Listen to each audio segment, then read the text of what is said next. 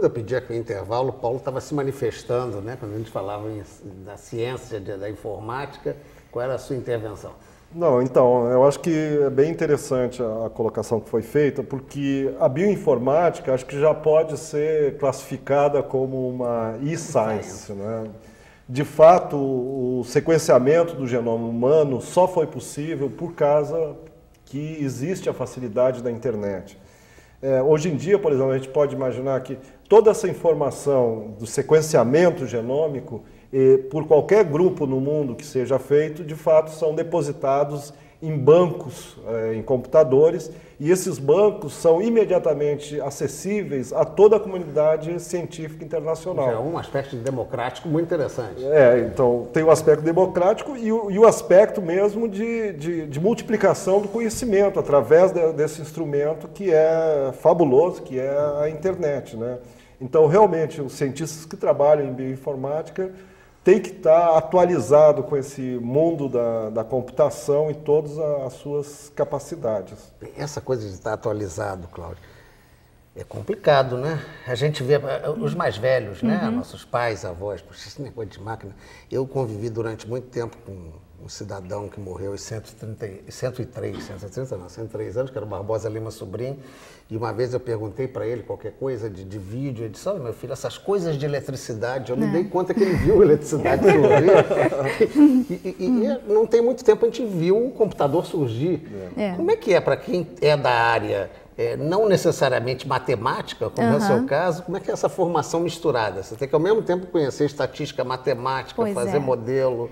É um grande desafio, né? Porque quando você está numa área interdisciplinar como essa, né? Você está no meio do caminho entre a biologia, entre a estatística e entre a informática, você não realmente pertence a nenhuma delas. Então, você não se torna um especialista em nenhuma delas, né? Você consegue se comunicar com todos, mas não domina exatamente cada uma dessas áreas. Então, é mais ou menos o processo de aprendizado, ele vai acontecendo nessa interface. Então, você percebe que necessita fechar uma ponte entre uma área biológica e uma área de informática. Então, você investe em um lado, investe do outro, mas é todo um jogo que vai sendo conduzido, né? Mas é autodidata, não existe uma possibilidade de... Quer dizer, não existe hoje em dia uma formação específica? Perguntaria a vocês, quer dizer, você fez biologia, tá? Até porque o conhecimento acumulado, né, de médicos, né, de observadores científicos quanto às reações humanas, são jogados na máquina, tem que ter estatística e tal. Mas se você não tiver noção do que a máquina faz, também complica para você ver como é que eu vou calcular, como é que é isso, como é que dá para interagir?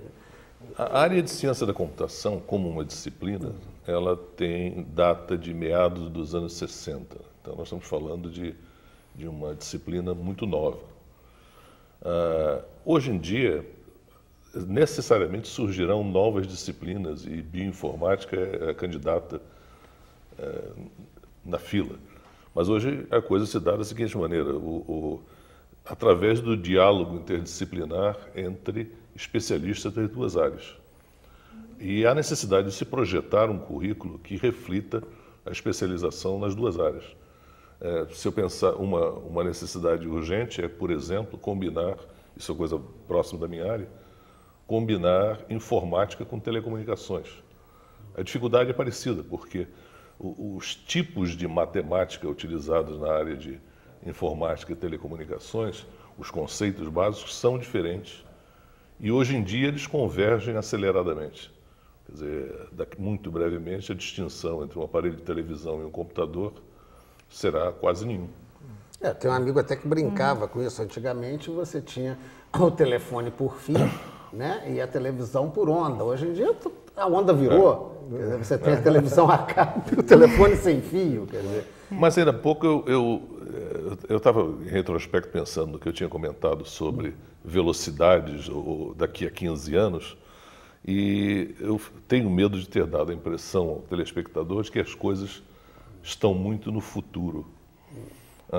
Muito recentemente, eu participei de um concurso mundial em que uma grande empresa multinacional conseguiu mobilizar 10 mil jovens de todo o mundo numa competição chamada Imagine Cup.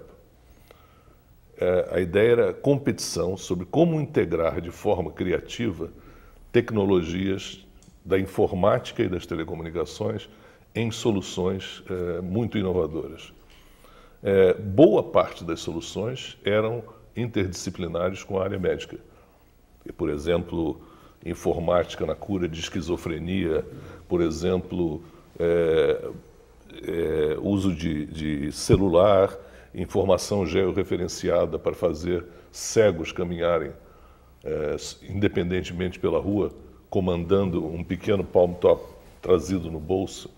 Então, surgiram coisas espetaculares nessa. E uma coisa interessante, são 90 países, as finais foram 37 países e tinha, entre eles, um grupo brasileiro da primeira qualidade. Da primeira qualidade. Grupo brasileiro de jovens com essa área médica também? Não, nessa área não. O problema deles, a motivação deles era estar muito ligada à nossa sociedade, a segurança. Era um sistema muito bem feito, usando informação georreferenciada e computação embarcada para resolver problemas de criminalidade. Para eu conseguir entender melhor, Paulo, eu vou te fazer uma pergunta de caráter bem pessoal. A sua formação, né? Aproveitando até uma diferença de idade aqui que eu estou usando, a gente pega a tecnologia num processo de crescimento. Se a gente for olhar computação, a gente vai ter aquele troço da informática, ainda com reserva de informática, a gente vai ter ali na virada de 80 para 90 um crescimento, e aí é que a gente vai dar conta de um computador mais no dia a dia. Como é que aconteceu com você? A sua formação em biologia, como é que você foi chegar na informática? Isso talvez seja um exemplo de como é que se dá essa formação. Não, pois então, para começar, eu não sou biólogo, eu sou físico. Então, eu sou um físico que fiz graduação em física, pós-graduação, doutorado em física. E no final do meu doutorado, eu comecei a me interessar por biofísica. E a partir da biofísica, acabei chegando na área de bioinformática, de modelagem, de moléculas, etc. Né? Sim, então você fez o sentido contrário, você teve que começar a conhecer a questão da biologia. Isso, exato. Ao contrário? Ao contrário, foi. Eu pensava que tinha sido. E o seu caso, claro? O meu foi ao contrário do dele, né? Como é que funcionou? Minha formação é de bióloga tradicional, de campo, sem grandes bagagens matemáticas ou de informática. E só que na época em que eu me graduei, né, se falava muito sobre teoria do caos, modelos que tinham comportamentos estranhos, aqueles atratores com borboleta, e aquilo ali era algo fascinante, lindos, né? Era fascinante. Né? E aí, para poder aprender aquilo, né, eu tive que estudar matemática, não era bem a informática. Né? Então eu entrei num programa de engenharia biomédica, que me permitia, como bióloga, aprender matemática. Né? Então, foi assim a ponte fundamental. Foi nesse momento, então, que eu realmente tive que trabalhar com computador, porque começou a tese era sobre simulação, e começou-se, então, esse aprendizado na programação e na informática em si. E aí, a partir daí, as coisas foram caminhando. Né? Mas, bem, deu para perceber que essa questão do interdisciplinar que a necessidade de acúmulo de conhecimentos é maior do que certamente eram os cursos antigos. Carlos Lucena chegava até a dizer como nova disciplina. O que é que vocês defendem como necessidade na formação? Porque cada vez isso vai evoluir mais, talvez na velocidade igual à da computação, né? Bom, então, a nossa solução lá no nosso grupo de pesquisa, as pessoas que trabalham, a primeira solução é a que ele indicou, quer dizer, é formar realmente equipes multidisciplinares, né? Então, nós temos na nossa equipe desde de biólogos, químicos, físicos, informatas, e juntando toda essa gente, a gente consegue dar um passo além e absorver os mais variados conhecimentos. Como foi dito, quer dizer, você precisa pelo menos ter uma linguagem comum, que você consiga conversar com as outras áreas, e isso é importantíssimo, estar aberto a novos conceitos que vêm das outras áreas, né? Então são a gente tem lidado dessa forma. Mas eu também imagino que no futuro a gente vai ter que formar alunos com perfis diferentes. Sim, aliás, nostalgicamente, eu estava me lembrando do que aconteceu com a ciência da computação.